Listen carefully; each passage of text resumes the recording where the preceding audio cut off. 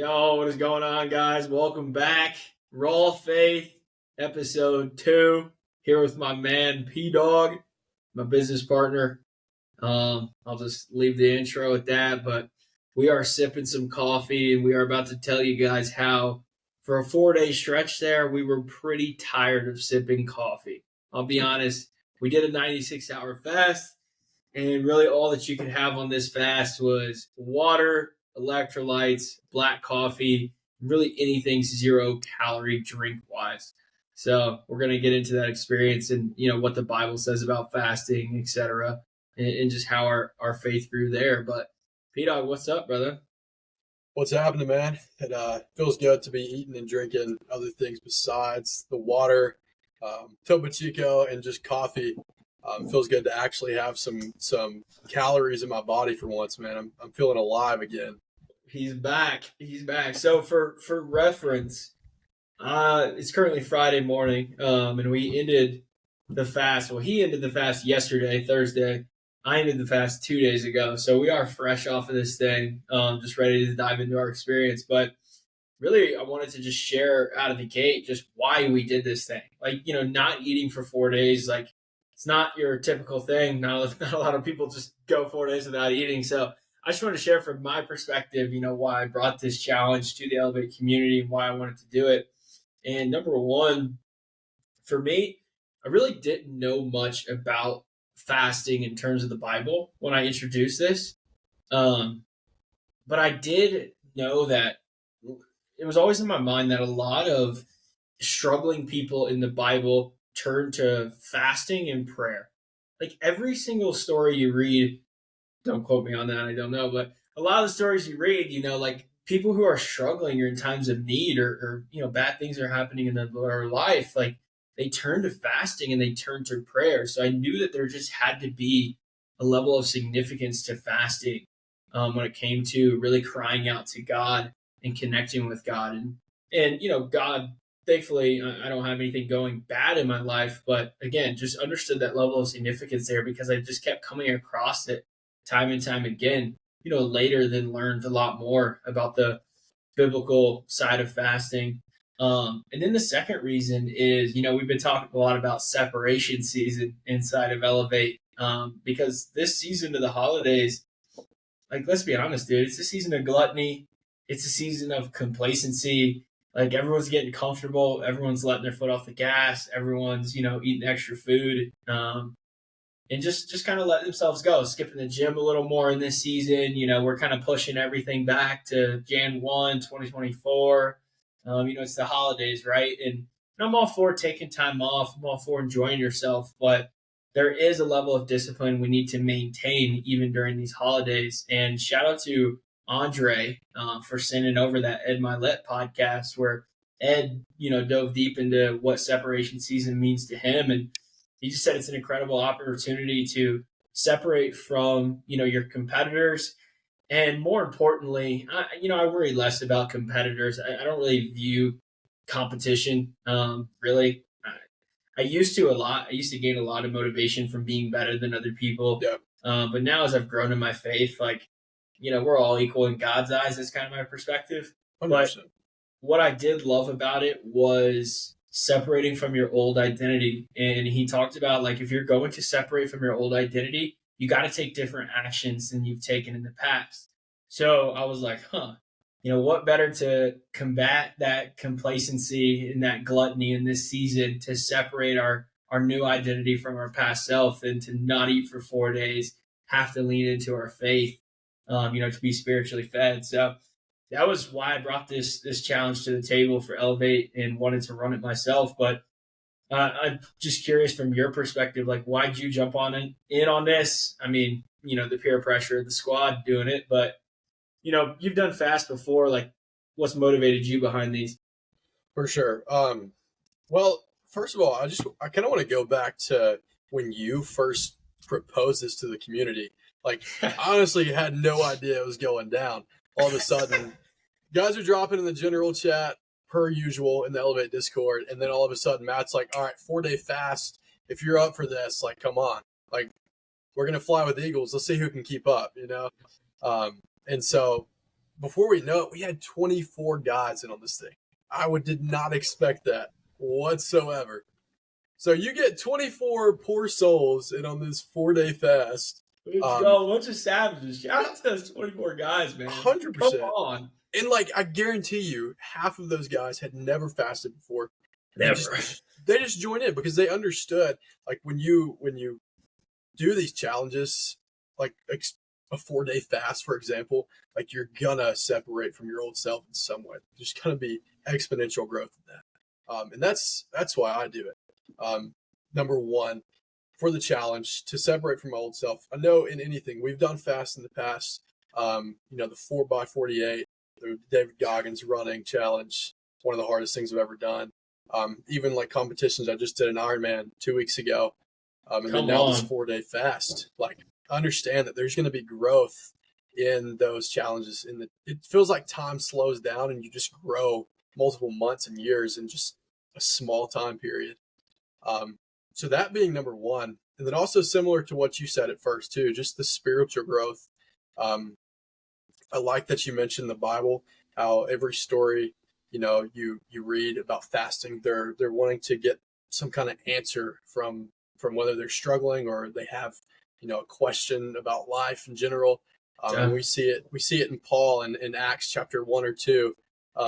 He got blinded by God, and then he went to a different city and he just immediately started fasting and praying for multiple days to figure out what he needs to do next. So, I mean, it brings clarity in those times. And then also you just got to really, really lean on God. So you're bound to deepen your relationship with your creator during those times. Yeah, I've been seeing a lot of tweets. It's crazy. Like, we put out this 4-day fast. I think it made a wake in the timeline more than we realized. Like, I saw a bunch of guys start fasting.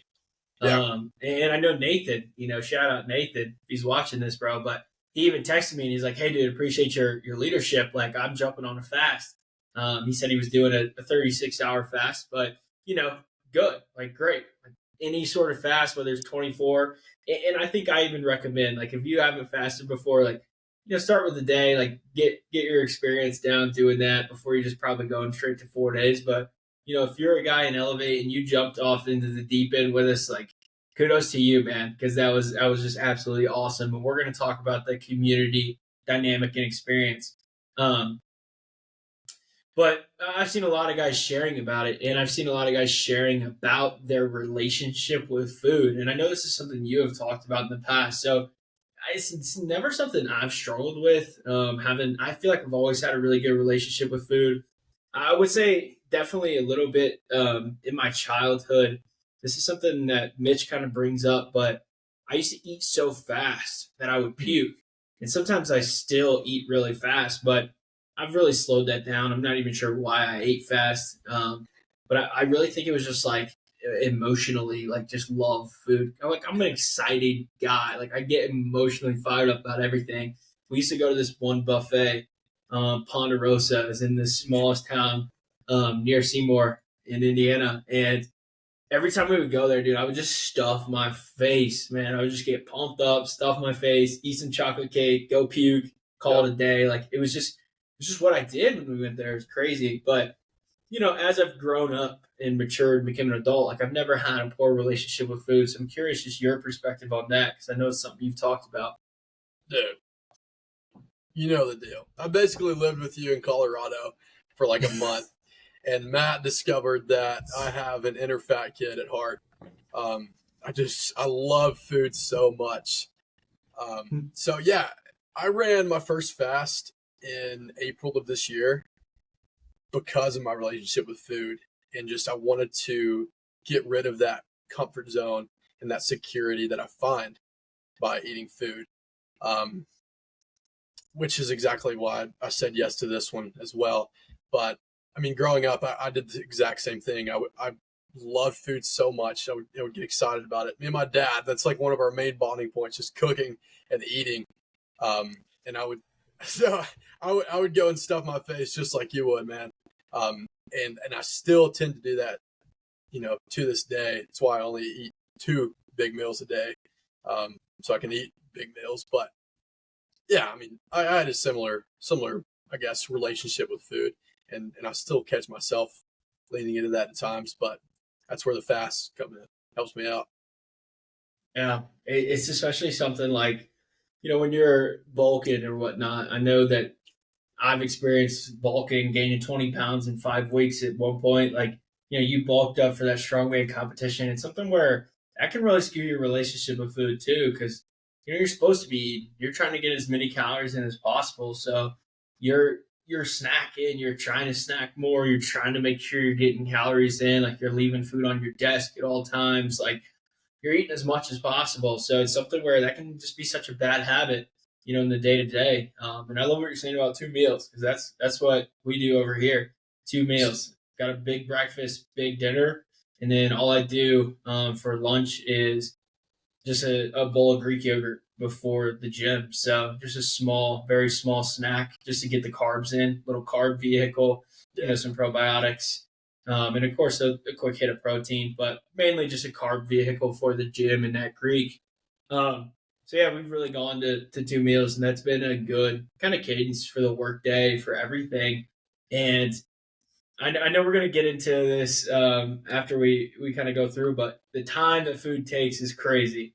Let's save that for after we dive in. But do you want to talk to us about just Luke 4 and just this Jesus, getting tempted by the devil, going out into the woods and fasting for that amount of time? You want to share about that? I mean, yeah, I can just say a little bit about how that helped me during my fast. It was actually one of the passages that I read. I ended up looking up like day 1 or day 2 of the fast. I was like, Bible verses about fasting, and then it was like Luke 4 popped up and Daniel. What's up? Yeah, help! God, Yeah, help. for sure. Yeah, absolutely. And then Daniel 10 popped up. So I ended up reading this, and it just blew me away that Jesus fasted for 40 days and 40 nights. He ate nothing. He was being tempted by the devil during that time. And so every time I felt a hunger pain come along, or just a bit of comfortability during that time, or just felt like I was being tempted to eat, or even just impatient in general, because that's definitely one of the side effects I feel when I get pretty hungry. I just reflected back on the fact that Jesus did this, and not only did he do this, but he did it with the devil sitting right there tempting him and taking him through literal hell on earth, which just blows me away. So I mean, it helped me majorly just reflecting back on this. Yeah, and I think at one point you even dropped it in the chat, just like Jesus fasted 40 days or something, just like mind blown. But I'm just gonna go ahead and read the bit of scripture we're kind of referencing here. I just love getting the actual scripture and story across. Sure. So we're referencing Luke 4. Really, the verses highlighted here that I got ready to share is 1 through 13. This is the NLT version. But verse 1, Luke 4, verse 1. Then Jesus, full of the Holy Spirit, returned from the Jordan River. He was led by the Spirit in the wilderness, where he was tempted by the devil for 40 days. Jesus ate nothing all that time and became very hungry. Then the devil said to him, If you are the Son of God, tell this stone to become a loaf of bread. I'm just going to pause there because I think that's like just the devil, just trying to get Jesus to stroke his own ego, and that's a temptation and a struggle that we as men face. Just to, if you're the Son of God, like prove it, prove it, like prove yourself. Like, do you have something to prove? So just a cool point there. And then Jesus responded to that, and he said, Jesus told him, no, the scriptures say people do not live by bread alone. Then the devil took him up and revealed to him all the kingdoms of the world in a moment of time. So, I mean, power. He's appealing him to power. Jesus is not eating 40 days. He's taking him up above the kingdoms. He's appealing to his power dynamic. Again, a struggle of us men. I will give you the glory of these kingdoms and authority over them, the devil said, because they are mine to give to anyone I please. That's something so unique there, thinking about that. like the devil just, like ruling over this world essentially. Like it's kind of when I read that, it's what I think. Like the devil's saying that, like I will give you mine because they are mine to give. Like something crazy. Just thinking about that from my perspective, but because they are mine to give to anyone I please. And then verse 7, I will give it all to you if you will worship me. Jesus replied, the scriptures say you must worship the Lord your God and serve only him. And a point there, like the devil played into his ego, trying to get Jesus, the Son of God, to worship him. Like, and that's what we see in the world and in our own life. Like we want people to worship us and turn to us. Like that's our struggle with sin. So there's just so much to unpack in here. All the while, Jesus is also doing this 40 days fasted. Crazy. He's overcoming all this. But yeah, Jesus replied to that. The scriptures say you must worship the Lord your God and serve only him. Then the devil took him to Jerusalem, to the highest point of the temple, and said, if you are the Son of God, jump off. For the scriptures say, he will order his angels to protect and guard you. They will hold you up with their hands so you won't even hurt your foot on a stone. So now the devil is trying to use the scripture against Jesus. So he's like, all right, Jesus has used the scripture to kind of battle the devil the whole time. Mm-hmm. And the devil's like, all right, if you want to use the scripture, like here, I'll use the scripture against you. And man, how often do we see that in our own lives? Justifying our bullshit, our sin, trying to get some scripture to defend us, to back us. Like when we know, at the root, we are wrong with what we're doing. So, oh man, like I'm saying, just so much to unpack here. It just fires me up. But, so yeah, he says he will order his angels to protect and guard you. Verse 11, and they will hold you up with their hands so you won't even hurt your foot on a stone. Jesus responded to that in verse 12. The scriptures also say, you must not test the Lord your God. When the devil finished tempting Jesus, he left him until the next opportunity came. So, Jesus, again, just leveraging the scripture and his knowledge of it, of the truth, just like you must not test God. So I think that's a final lesson I got from that. It's just like, we need to be equipped with the scripture and with the truth and in our understanding. And, obviously the Bible is a very hard book to understand, to know.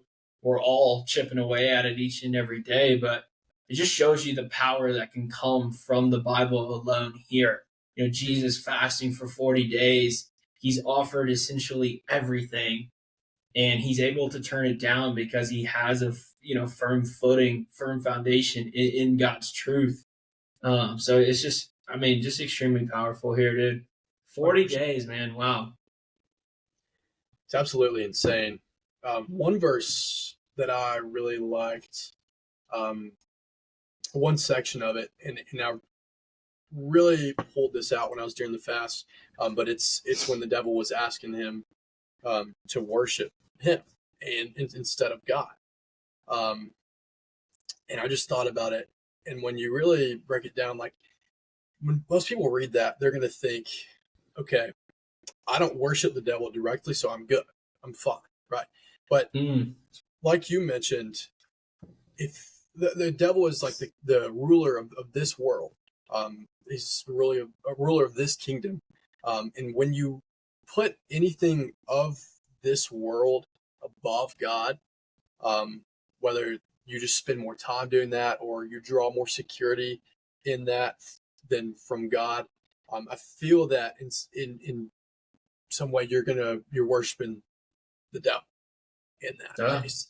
And so during this time of the fast, I just thought about and was really intentional about catching myself trying to draw security from anything of this world or anything that I could control instead of, taking to prayer or, reading the Bible or worshiping, just to ensure that I'm not worshiping, I'm not drawing security from anything in this world, but just from God alone, just from the food that's never going to run out, which is God's infinite love and his word. Yeah, amen to that, dude. Another thing that I found that you kind of highlighted there was, I believe Matthew 6, Jesus is kind of instructing us how to fast. And he says, like, don't make it known that you're fasting to anyone. And it said something along the lines of, like, comb your hair and, like, stay straightened up to where no Yeah. one can tell that you're fasting. And that was, I didn't know that until, I mean, after literally, doing more research for this. And Right. I was like, oh man, kind of makes me want to go back, do the 96 hours and, just not tell anyone, not share it on socials, not share it in the community because, I mean, that's what the scriptures say, but I can just see that dynamic as well. If we didn't, because we kind of had people to lean on. We had, social media to lean on.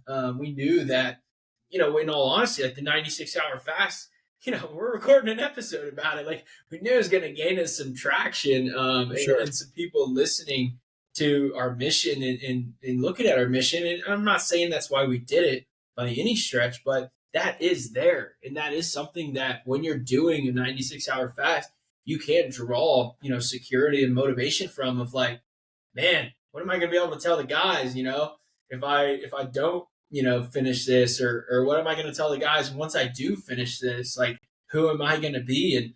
And I even experienced some of that, at the end. Like, I think, Andrew and Austin, these guys cracked me up.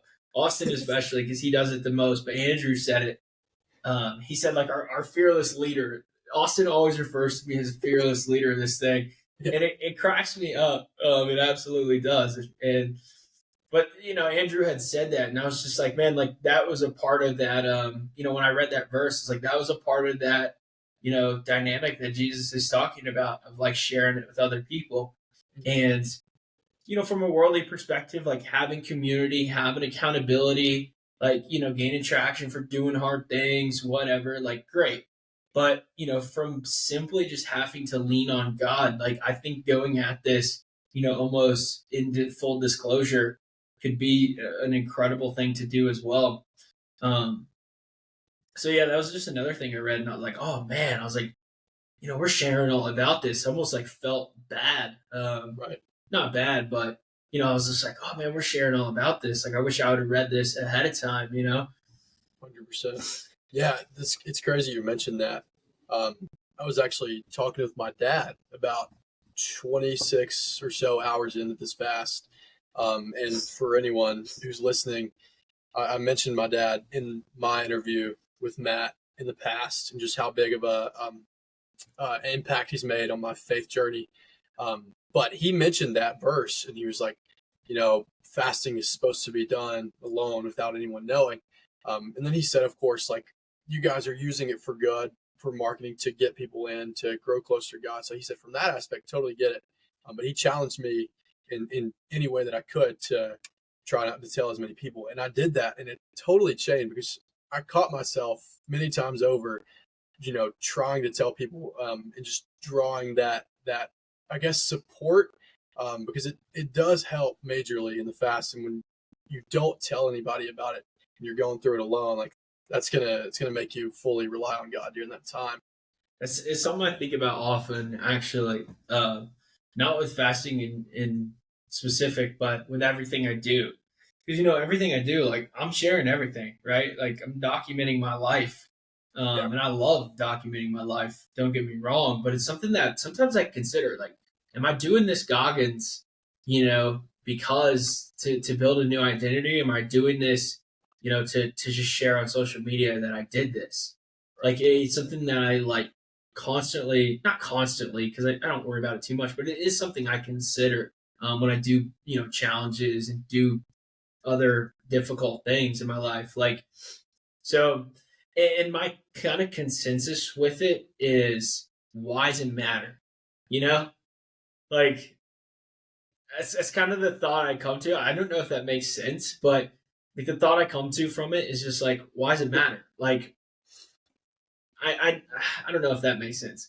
I'm not saying it's a wrong to do it solely for social media. I don't think you should do that. But I'm Yeah. saying like I continue to take the actions. Like I've been doing this stuff for years now.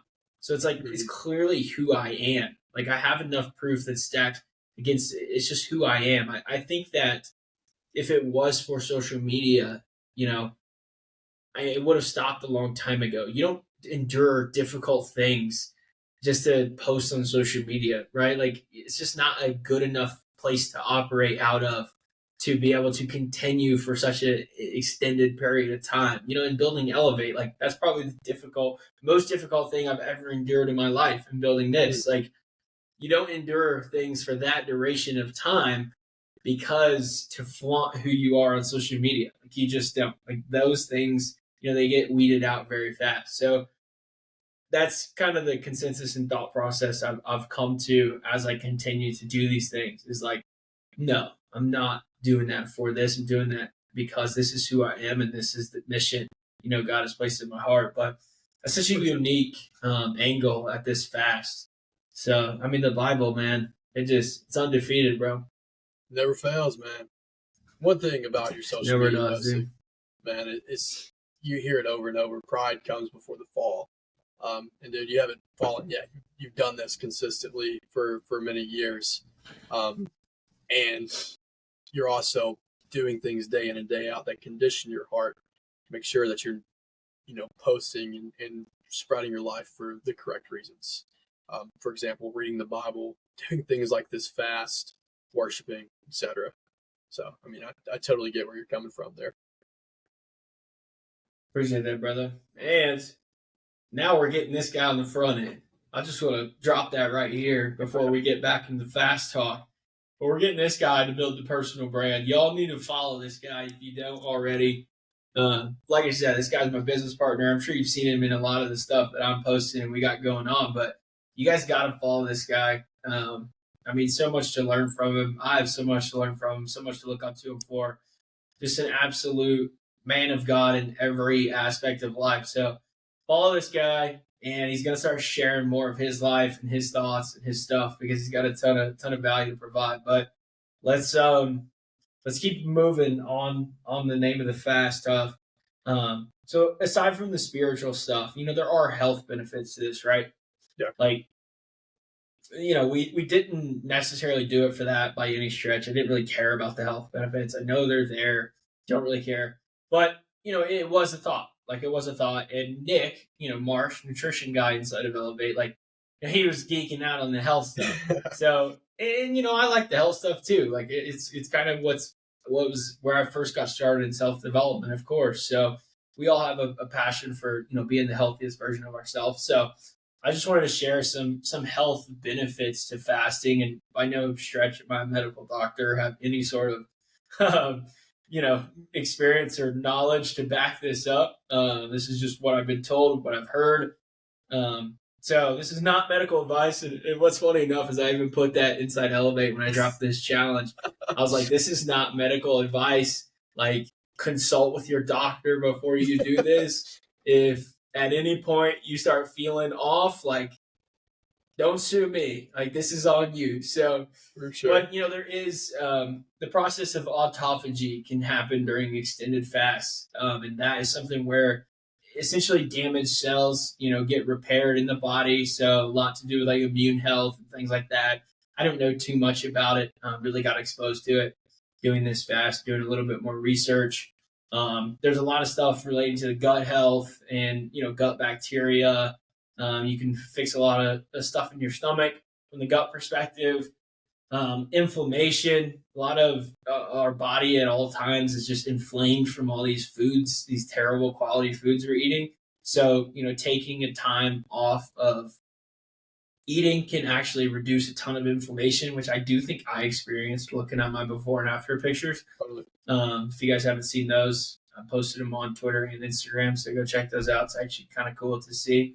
But definitely experienced some reduced inflammation.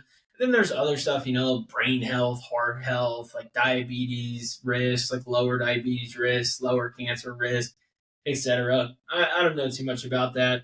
But like I said, we weren't doing it for that aspect. But is there anything you want to share just from like the health side? I know you got a wealth of knowledge there and a passion for that too.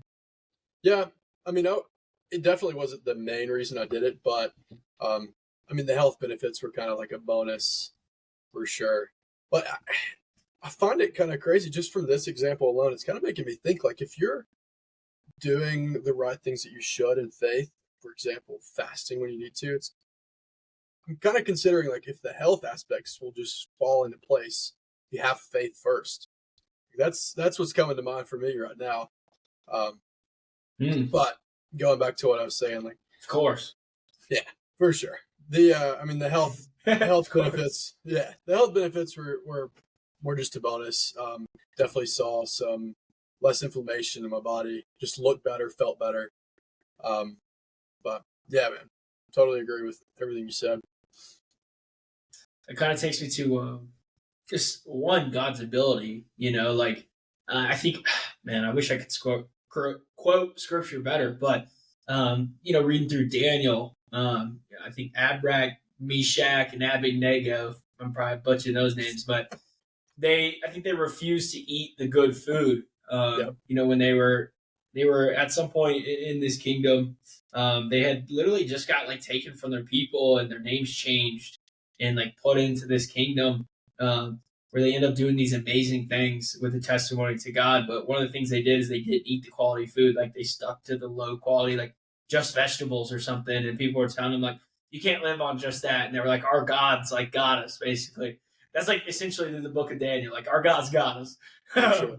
But it was really cool to see. Like it was true, So with what you're saying, there's many other stories, in the Bible along those lines. But with what you're saying, like yeah, like whatever we put into our body, like and dude, honestly, like what people eat these days, God is absolutely taking care of their body. I Oh my cannot gosh. imagine, man.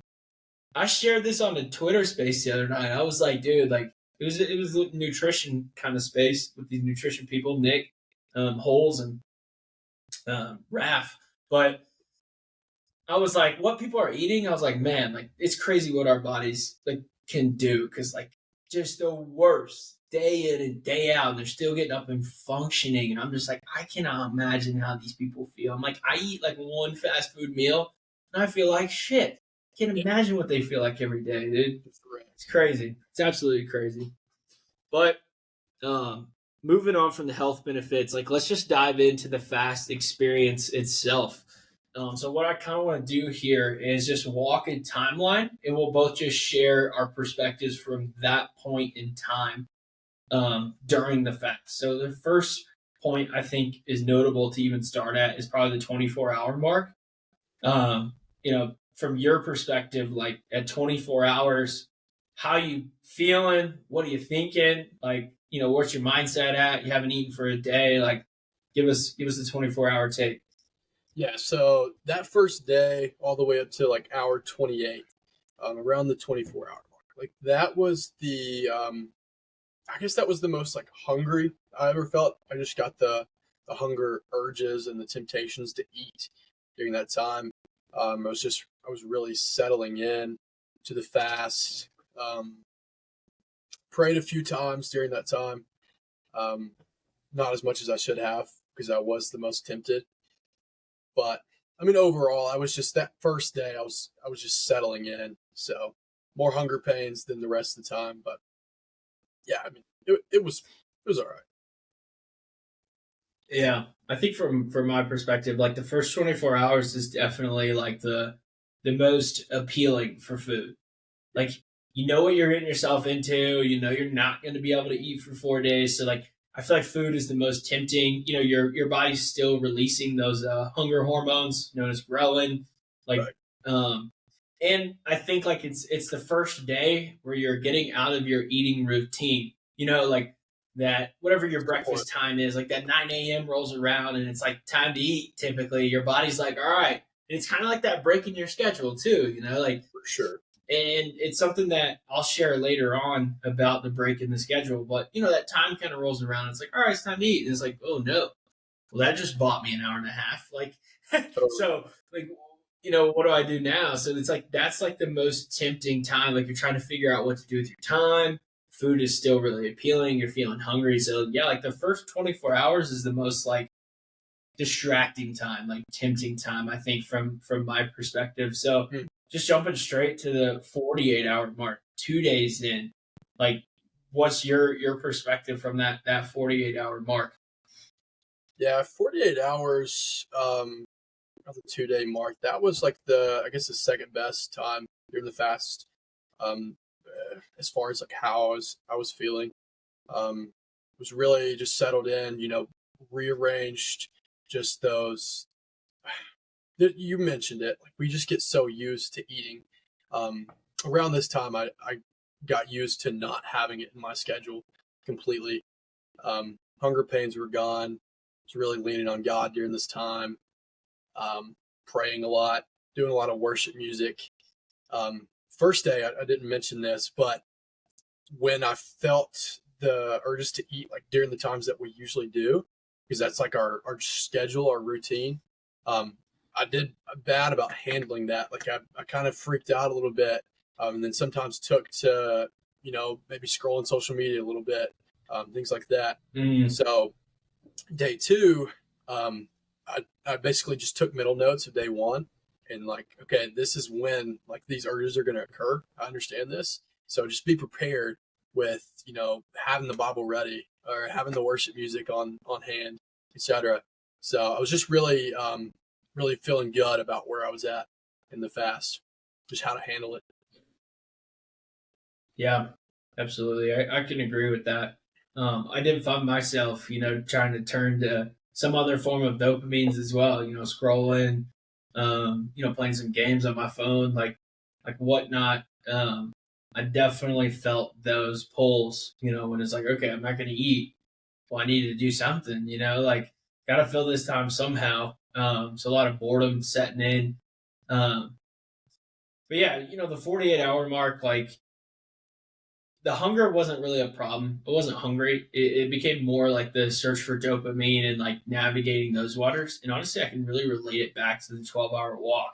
Hmm. Uh, as crazy as that seems, but the 12-hour walk for context is 12 hours, zero inputs. Doesn't matter if you walk or not, but essentially the whole point is 12 hours, no inputs, just your thoughts.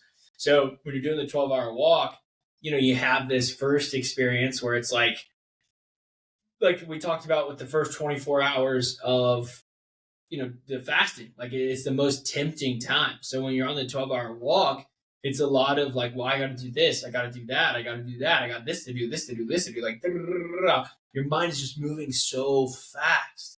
And then you hit a little bit later of a period, where your mind it kind of slows down. You kind of get past those hunger pains, for example.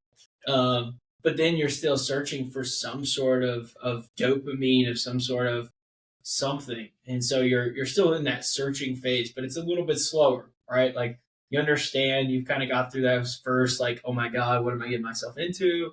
So it was very similar to the 12-hour walk, kind of going through this fast for me, which is so cool to think about. It's all just being in God's presence, I think. But yeah, the 48-hour mark, definitely things definitely started to slow down.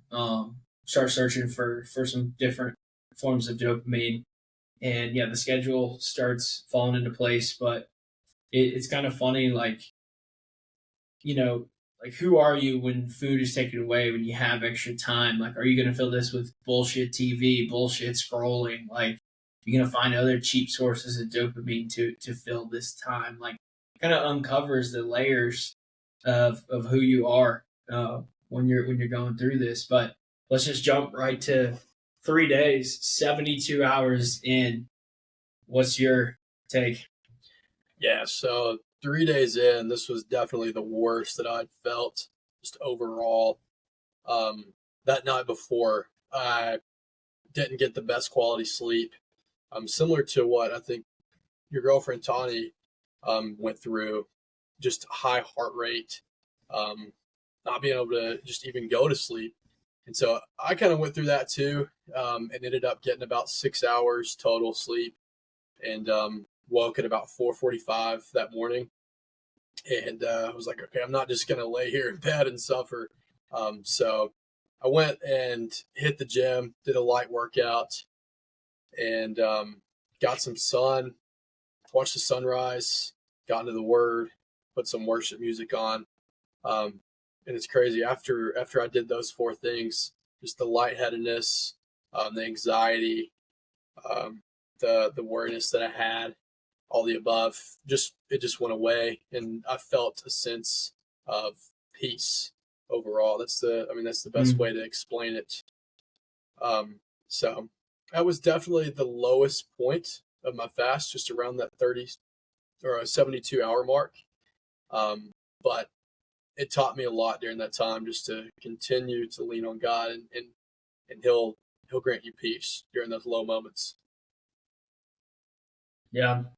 Um, and notable mention, like for any women that might be listening to this. So, like Peyton had said, my girlfriend Tawny went through it and planned on going through it. And then at like the night, it would have been night two, I suppose, because it would have been the 60-hour mark. Yes, right after night two. Hmm. Um, 60-hour mark is when she tapped out. But night two, she elevated heart rate the entire night, couldn't sleep at all.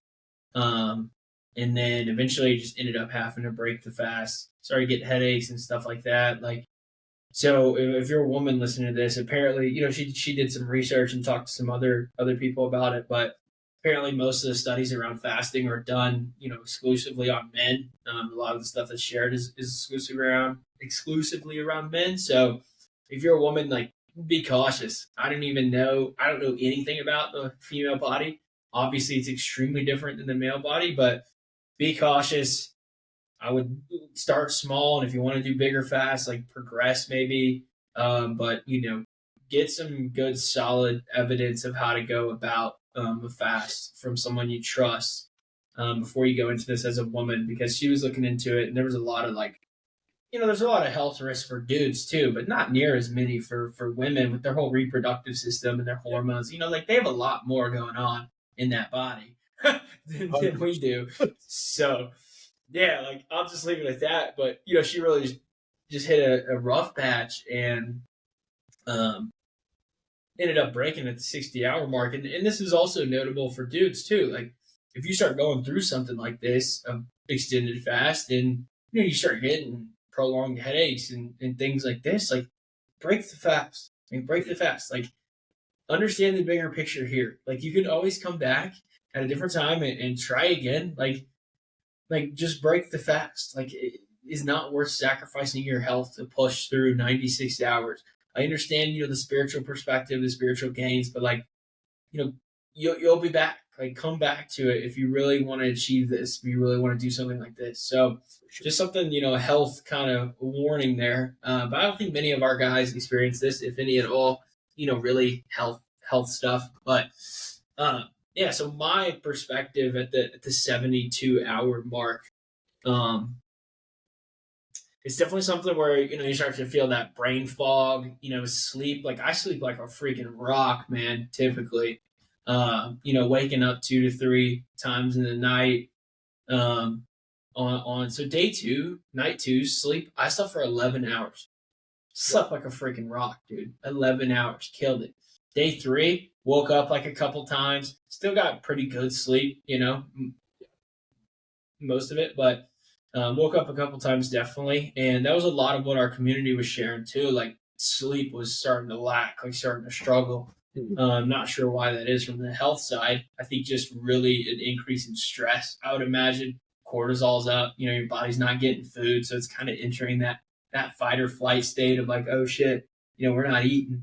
Better figure something out. So cortisol's just way up. And that would be another key takeaway from this too, which I'll wait and share about cortisol and stress. But um, yeah, day three. I mean, at that point, I was really leaning into the electrolytes, heavy coffee. But man, at that point, I don't know. I was just committed. Like it's something where in my mind at this point, like, and I think it's something that with anything we do, it's hard. Like mentally, you just have to commit before you go into it. There's no negotiating with your mind. Like I didn't negotiate whether this fast was going to be completed or not. It was not even a thought. Food was not even tempting at any point. Like was food like, oh, that sounds good? Of course, you haven't eaten in 3 days, but it wasn't like, oh my god, I may go eat that. Oh my god, I may drive and get some food. Like there was never that temptation for me, and I can't imagine you experienced that. But it's because we built discipline to where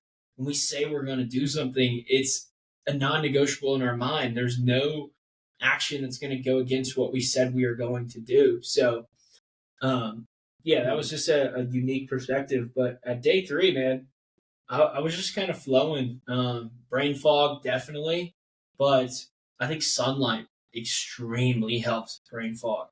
I was getting out in the sun, getting my shirt off, standing in the sun. All the movement I really did during this was just light walking. On the final day, I did a light full body workout, but I was just walking. I didn't work out much on this, just didn't really want to stress my body even more.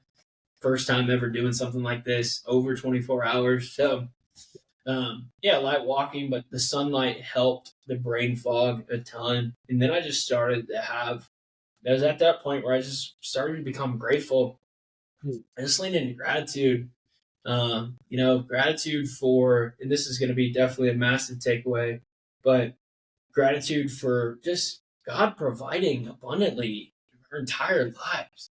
Like, I'm never worried about where my next meal's coming from. Not one time. Like, and so I just started to just get this immense sense of gratitude around this day 3 mark of just like, look at how God has just provided for us. Like, never having to worry about a meal. We're able to do this with just strong men around us, men and women, a ton of support from the social media aspect as well. But, mainly talking about Elevate, like, we're able to get out in the sun. We're able to, buy these electrolytes. Like, we have just been provided for abundantly. So I just hit this wave of gratitude once food got removed for that length of time. Man, yeah, I kind of went through a similar spurt. Definitely the last 2 days was feeling super grateful for. I mean, like you mentioned, we have never really had to worry about where our next meal is going to come from, and that was a main point from me. Like, we're some of the only number one creatures on Earth, because all the animals, they don't know where the next meal is going to come from. But also just from a money standpoint, like, we don't really have to worry about that. It's always providing. So then we can go and think about bigger and better things. It basically takes that off our plate. And then also just for everything around me, I just felt a great sense of peace and gratitude just for ultimately just God's creation. Every time I went out there and sat out in the sun, similar to what you did, or took a walk, just super grateful. But, yeah, I think another piece of God's creation is, so most people know I just moved to Colorado not too long ago, man. I got a view from the mountains from my apartment.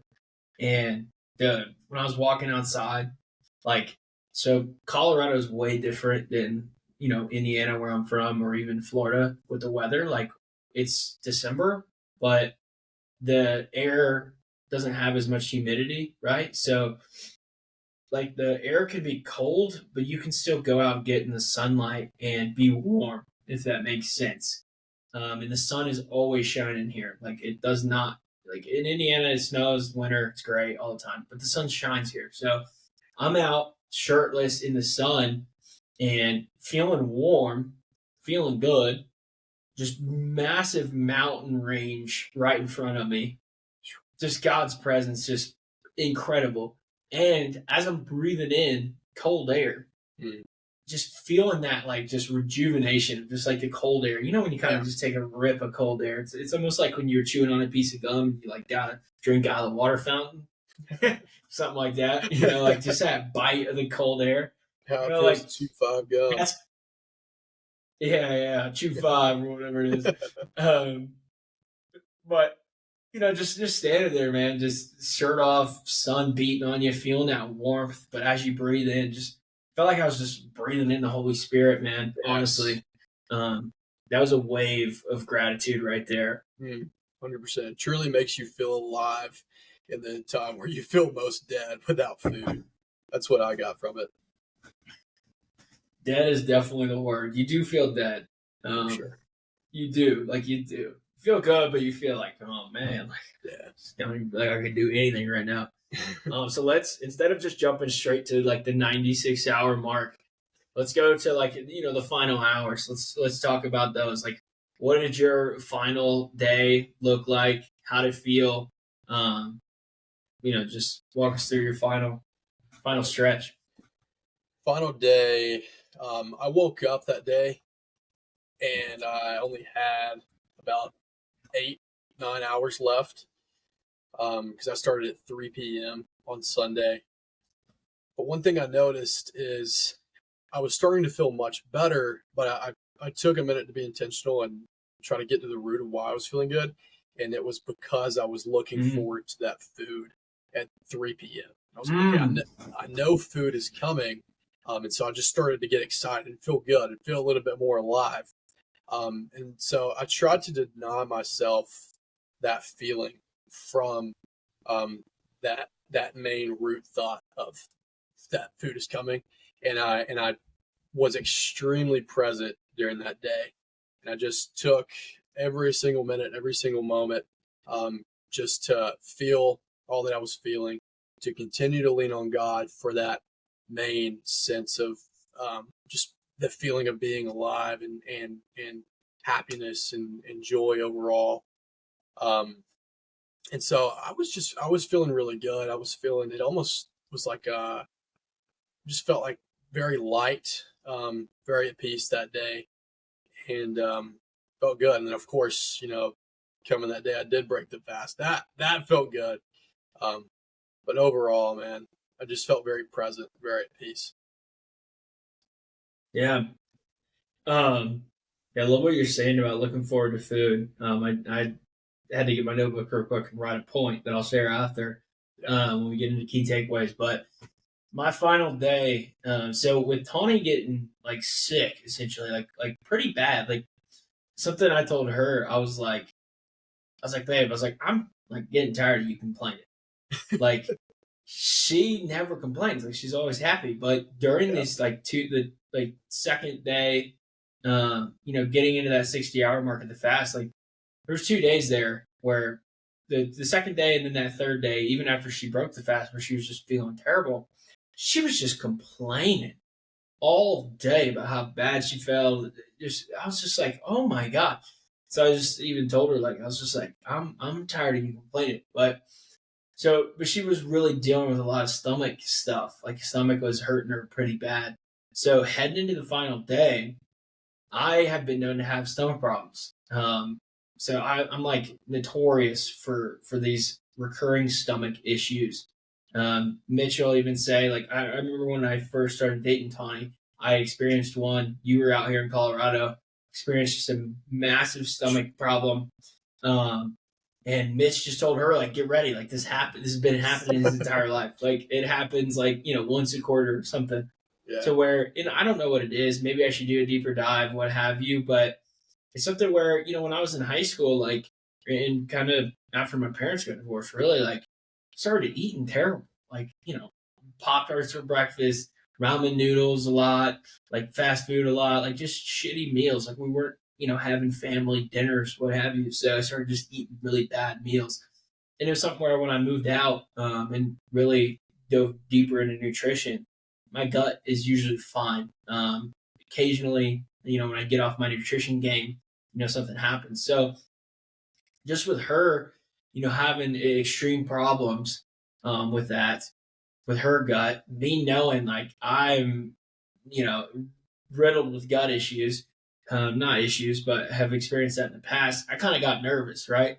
And I was like, oh man. And I told her, because I couldn't eat until the evening, right? Because I didn't start the fast until the evening. So I couldn't eat until the evening, which one thing I would change is definitely when I started. But um, so I told her, I was like, last thing I want to do is wait until tonight, eat my first meal, break this fast, and then, who knows how my gut is about to respond. There's times where have eaten meals, and I mean, when you were out here, I sat in the shower for how long? 5 hours puking, like just At laying in the least. shower, just folded over. Yeah, Yeah. like it just cost me an entire day. So I told her, I was like, last thing I want to do is eat a meal at the 96-hour mark and then be folded over and just done. And then my sleep is done, then my next few days are done. Like, and so I just was like, all right, like I'm gonna drink some bone broth in the morning, introduce that to my gut, like start slow. So I start asking people like, how should I break this thing? I'm tweeting it. I even reached out to Zach personally, got his nutrition degree, and I was like, hey, dude, what's your advice here? He's like, I'd recommend a fruit smoothie with a scoop of protein. So I started with bone broth in the morning, around like the 86-hour mark, I think, sipping some bone broth, let that chill for a few hours. And then I ended up hitting a fruit smoothie around like the 90 some hour mark, early 90 hours. So I hit a workout, didn't hit the fruit smoothie, sipping the fruit smoothie. Um, and those simple sugars. He said like it already being blended up really helps your digestion. So that's why I blended up banana, blueberries.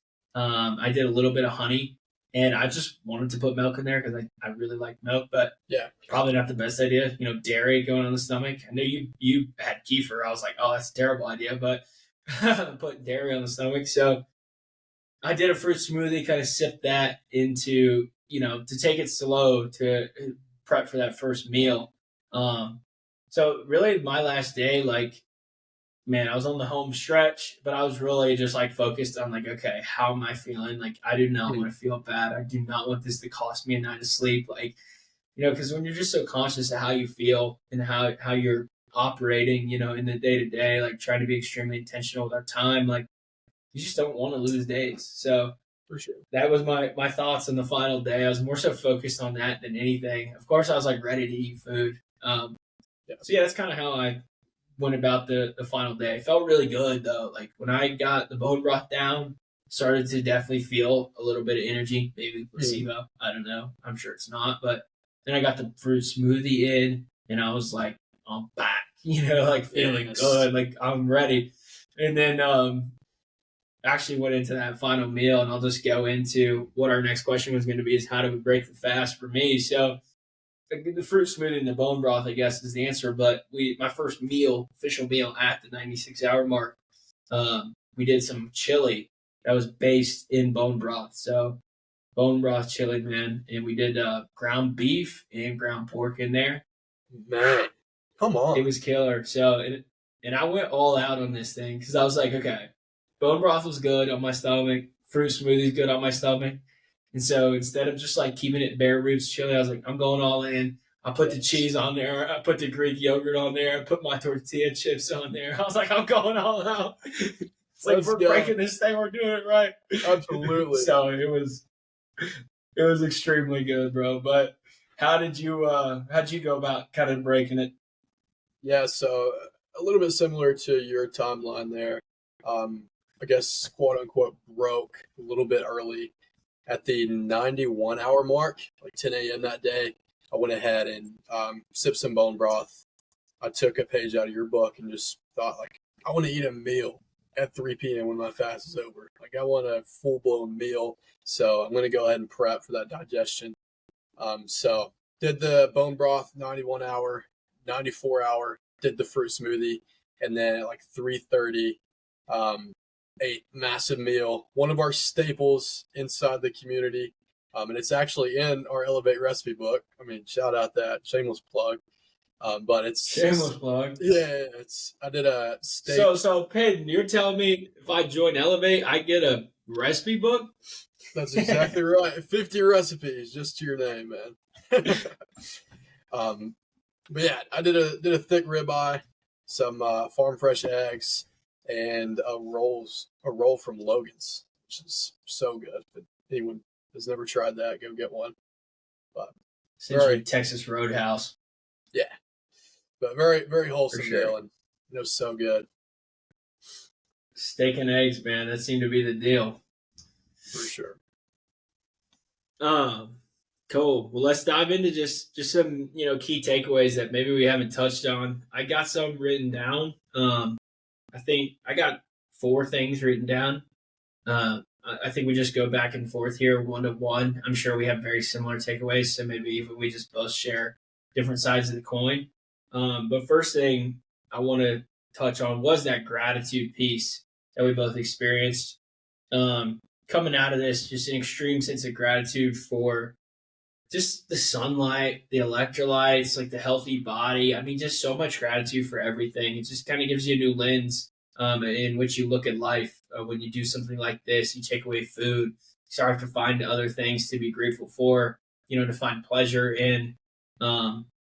So I think the gratitude piece was just such a unique aspect of this. But what do you want to speak to that, or you want to go a whole new route? Because I know we've touched on gratitude a lot. Right. I mean, I'll continue to touch on it because I'll go a little bit different. Obviously, I felt the gratitude, but it also made me slow down because, like, if I, especially on day 1 and 2, like, if I was to think forward about um, the 4 day mark, like just how far out it was, I would start to like freak out and get really anxious. But when I slowed down and just really looked around at all that I had available with me and all that God's blessed me with in that moment, that's when I got full peace. So just to touch on yours points a little bit. Cool. Next key takeaway I got was stress. So, like we had kind of mentioned earlier, I don't think people really understand stress on the body, like as a whole. Like even lifting weights is a stress on the body. Like screens are stress on the body. Like our body adapts to stress. That's how we grow. Like there's constant stress being imposed on us from pretty much everything we do. There's a level of stress in everything that we do. So I don't think people really understand that. But the point I want to make is when you take away food, your body, especially for 4 days, your body is extremely stressed out. And so I was just really cognizant of low stress management during this fast. Like screens, I'm ensuring I got my blue light blockers on, legit blue light blockers, not those scammy clear ones that everybody be wearing, but legit ones that are like dark orange. So that was a piece. And then just like, TV, like TV's a stressor, before bed, a lot of people watch TV and yeah, the screen is also a stress, but the what's happening in the show is even a stressor. Like you're getting attached to these shows, you're getting emotional about what the characters are doing. Like that's environment you're placing your body in, Sure. whether you like it or not. Like it is a body, your body's responding to that environment. So like stress on the body from that front. So and Marsh really, I think he kind of led the way with this. He said like I'm going no TV. Like I'm gonna journal and I'm gonna get into the word. Like I'm gonna keep it extremely low stress tonight after that nutrition call, which is something Yeah. we're gonna talk about nutrition call too. But I thought that was really cool when he had said that. So Tony and I, we really turned to having conversations instead of watching Hmm. TV. Even at one point, we did this. Shout out to Justin Schmidt. He got me this like deck of cards, like this card game. It's like I don't know the name of it. Like We Are Not Really Strangers. Nice. I think is the name of it, but just questions. There's a game to it. We didn't really play the game. We just kind of pulled the cards and ripped through the questions, which was cool. Um, so something to do like that, and it's something that I've even seen Eric Henman. He lives up in Hmm. Denver, but a massive health guy, and he said that him and his lady before bed they play skip bow instead of watching TV, like super low stimulus, low Oh, stress before bed. So it was super cool to see there. But nice. somebody kind of related that too. So I was just very cognizant of the stress that I was placing on my body. It's something that we're not as cognizant of when we have food and we're feeling good. But I think that's something I'm going to take really into my like. Imagine if I do it when I'm 4 days fasted, what what if I do it when I'm 100% like Hmm. with food? Like if I can manage that stress, like how much better can I feel? So Yeah. something I'm really taking away from this was just stress as a whole, stress management. Yeah. That's a big one, dude. Did you do any breath work? Because I did a lot of breath work, dude, mine, just to lower that stress. Dude, I need to. I need to just go all off the deep end on the breath work. Yeah. It's coming for sure. But no, I did it. It's a game changer for sure. Um, one big It takeaway needs for to be me. something we do. Oh, totally. One big takeaway for me, and I've realized this before, but it's just really this challenge really reinforced it. But it's just how challenges and hardships um, can just forge a deeper bond with those around you and those that you're going through it with. For me, especially the guys in the community that did it, especially the ones that completed it, throughout the whole time, I felt a deeper connection with him, even though like we're in different states all over the country, all over the world. I think there were several guys from different countries. Um, but just felt the deeper connection, the deeper bond that, we were going through something hard. We were leaning on each other. We were leaning on God. So, I mean, for anyone watching, like, that's a great way. If you're already going through something hard, a hardship or a challenge, like look at it and find gratitude in that, you're going to come out on the other side of it with deeper bonds with those that you're going through it with. But also, to deepen those relationships, like do a challenge like this, for example. It can be as simple as going through a workout with somebody, going through ice baths, or, doing a full on 4-day fast. So that was Yeah. my takeaway. Yeah, and even to touch on that, like Elevate was popping with that 4-day fast chat we had going on. Like guys Sure. were really getting involved with each other. It was so cool to see. And I was even having conversations on Twitter with guys. I was having conversations on text, with guys, on calls talking about this fast. Like it was so cool to see the level of just community coming together and connecting. I think another piece for me that I got the unique experience of was Tony and I going through it together. And that building our relationship. Like you're talking about the relationship part of it. Like it's something where I'm extremely grateful that she's willing to do these things, with me and even lead on some of these things with us doing these challenges. 75 hard kicking off. Not only is she in on it, but she's getting her community in on it. We're Sure. getting everybody in on it. So super cool. But like we had that support of each other, where we were just in this thing together, game planning together, really helping each other turn to God during times of, just those times of need or struggle or what have you during this thing. Like it was just amazing to see. So, for anybody listening to this, like if you want to grow in your relationship with significant other, with friends, what have you, like Paden's saying, like, lean into something like this, even if it's 24, 48 hours, like it's going to bond you, especially when you take away food. And it's something where, I think it's often referred to as hangry, Yep. where when you take away food and then you have just this excuse to get short and pissed off with people for For some sure. reason, like that is not cool. And this is something to take away food for 4 days, how are your arguments in your relationship going to go when something Mm. happens, you're just going to blow up. Like it's something we did not do, and we don't really ever argue or blow up, but, we have really good communication. But it's just cool to see. Like you take away food, you're forced to communicate, you're forced to be composed, and even at higher stakes, like so it was so cool, man. And that's a front that food really pacifies. Mm. Like what does it pacify? Like our temper.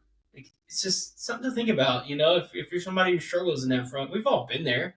I remember the days of being hungry, being hot, and just blowing up on somebody when something goes wrong or you're trying to Totally. like do something, and you can't figure it out and you just snap. Like, so for me, like being a super emotional guy, and I definitely had a temper when I was younger, Mitch just, man, lit me up as a kid. Having a 5-year-old brother, like you just, a 5-year older brother, he likes to play into that temper. So yeah, but it's just, peeling back that onion. Like, who are you when you take away food? Something to consider for people listening too. But one thing that you had already touched on that I want to go into is big takeaway: looking forward to food. So yeah, I mean, yeah.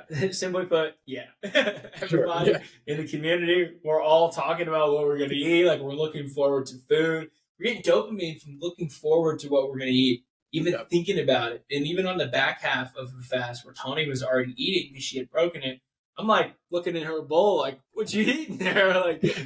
you know what I'm saying? Like, no temptation to take a bite or anything, but just, just like looking forward to food. But what I think is the most crazy about this point that I was telling her is I had eaten that bowl of chili that I broke the fast with and sat back and I was like, we were so looking forward to food. Now look, Mm. we're just back to normal. Like it was nothing to eat. Like it just like we just fell right back into this place of just like not being grateful for the meal. that was provided, and just like, just we're so looking forward to it. And then, now we're even 2 days off of it. You're a day off of it. It's just like back to normal, like business as usual. So something for me, like I'm just gonna try to, take that frame of gratitude for food, rather than just getting back into this place of just like, man, my next meal's coming from there. Yes, like it's supposed to, or start expecting it. Like try to be more grateful, because it's crazy how we just snap right back into normal, man, so fast. 100%.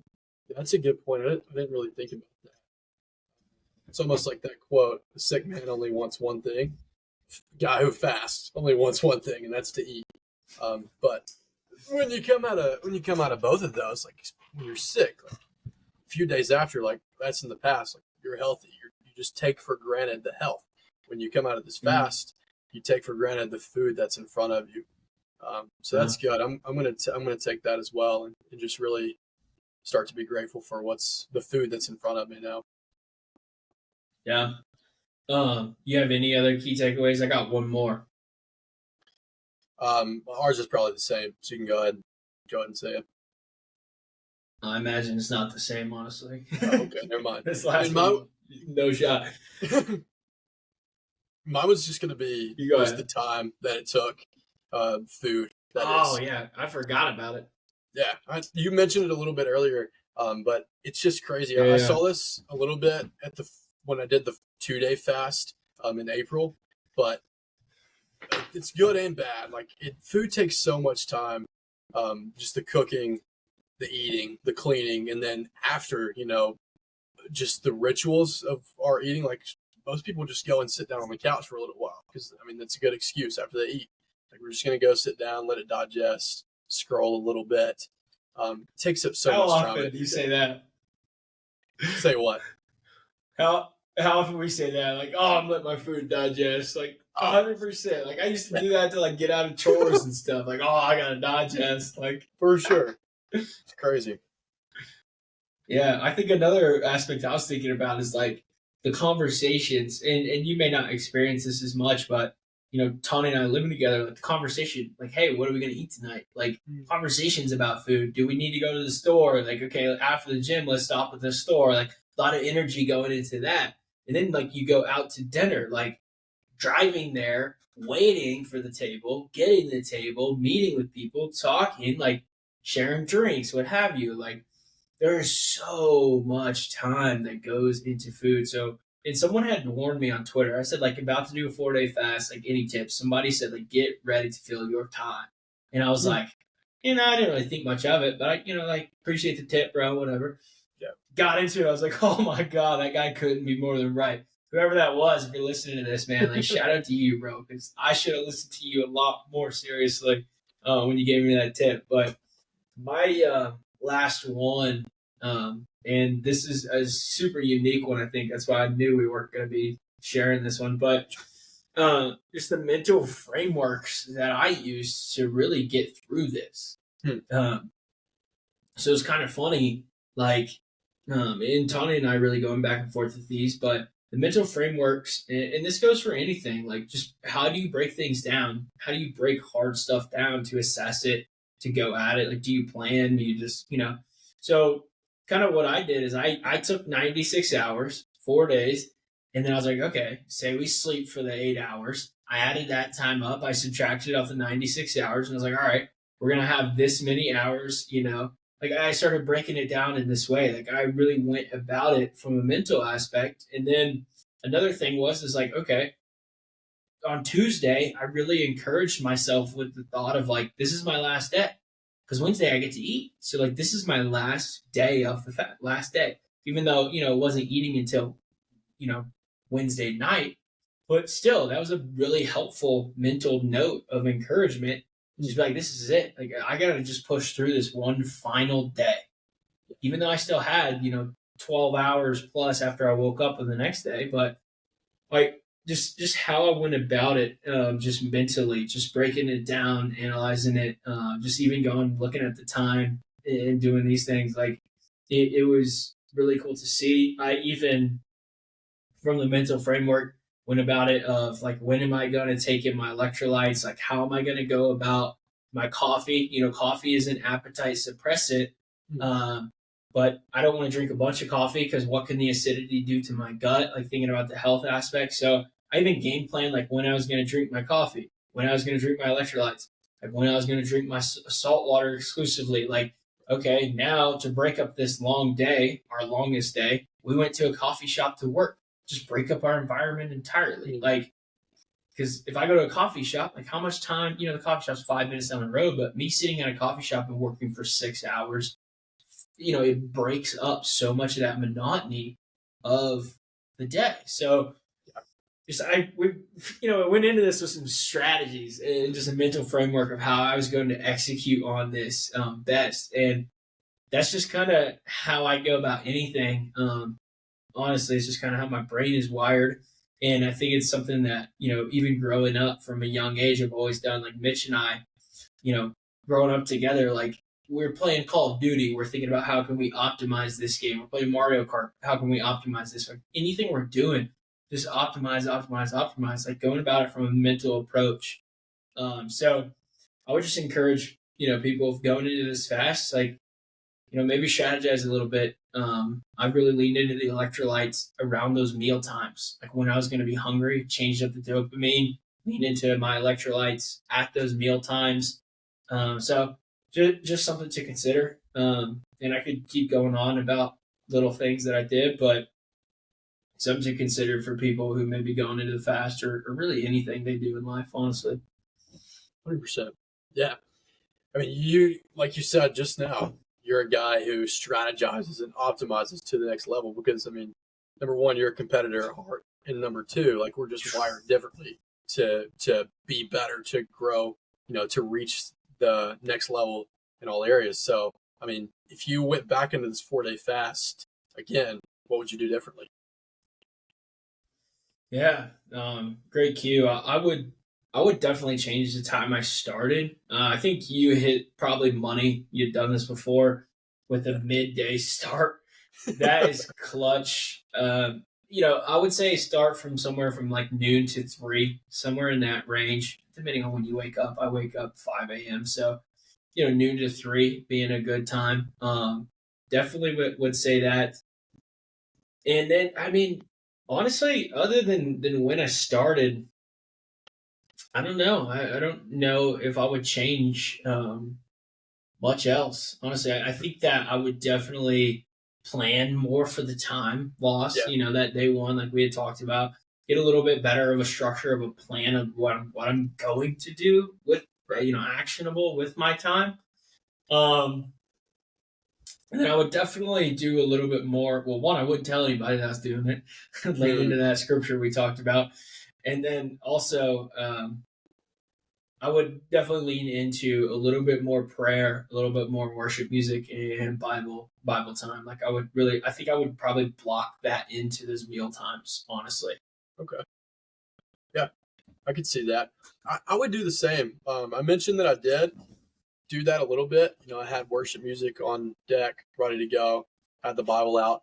But I would be more intentional about just specifically doing it during those times.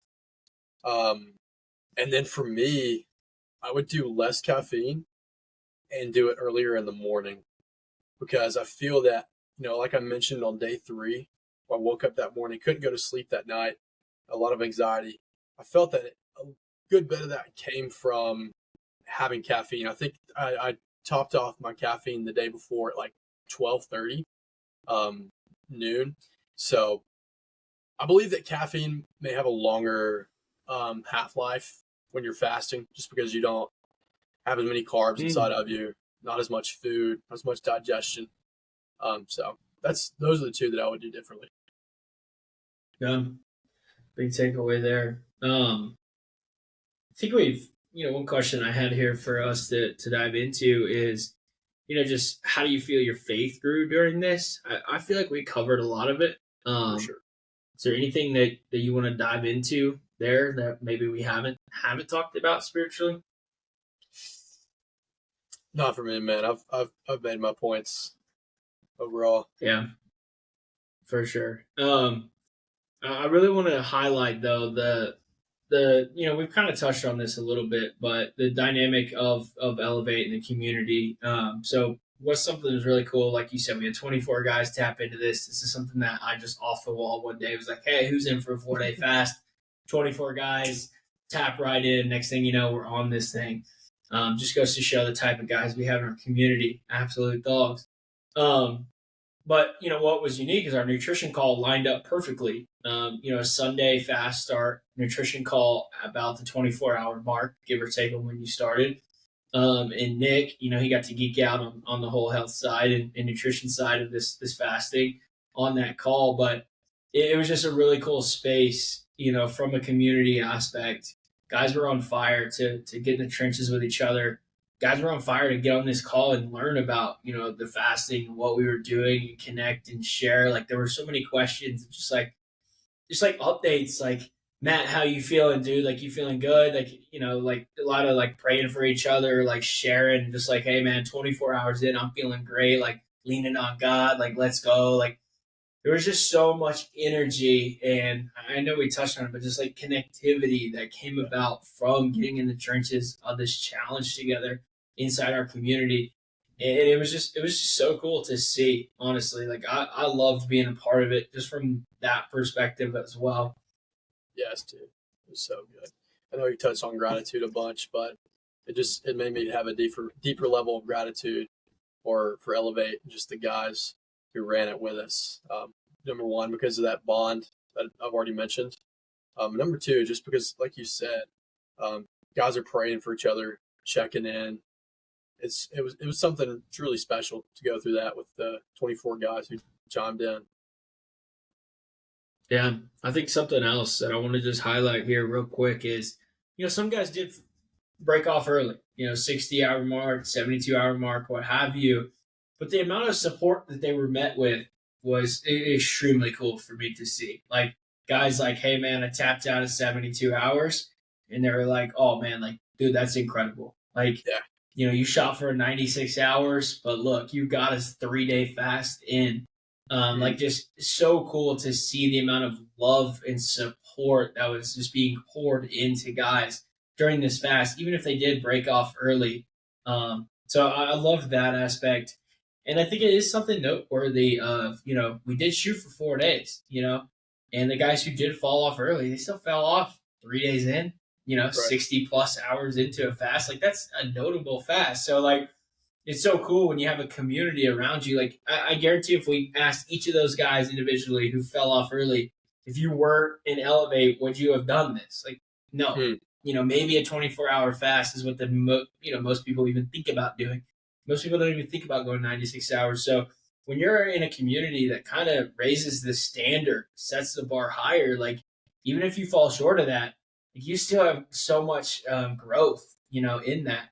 So I thought that was just such a cool thing to see of just how we raised the standard inside, and even if guys fell short, still just a ton of growth that came from that. And I think that it just highlights Elevate challenges as a whole. Like we did the Goggins 4x4x48. If you don't know what that is, like just Google it real quick. It's 4 miles every 4 hours for 48 hours, and it was absolutely brutal. There's no doubt about it. You're not sleeping.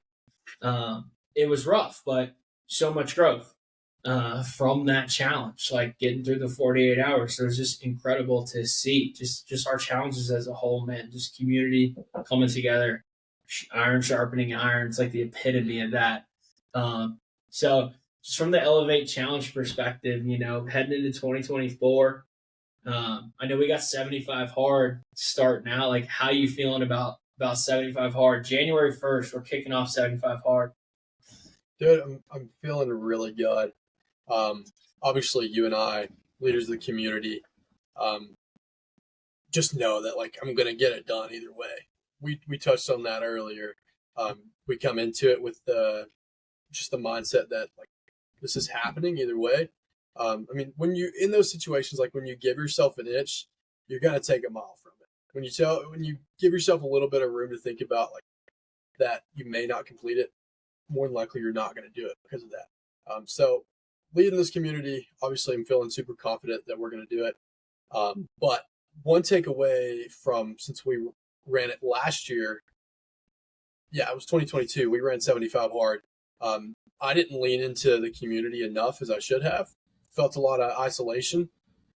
So going into this year, I mean, we've already got 20 plus guys signed up, and a lot of guys, 20 more, have showed interest in it.